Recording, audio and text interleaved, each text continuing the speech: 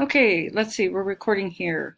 I'm in my playground area, and you can quickly see that over on the right-hand side, you can import from Commons, and this connects us to the larger Commons, and you can search by tag, name, institution, or outcome, and this is resources from institutions that have turned on their Canvas Commons to the greater good, to the total Canvas sphere, if you will.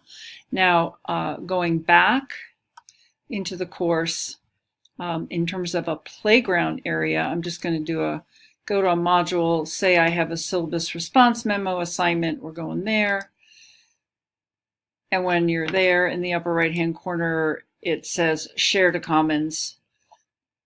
And then you're given an interface to complete where you can just store your own resources inside the larger Canvas Commons. I can share it to all of New Mexico State University, or I can only share it with select groups.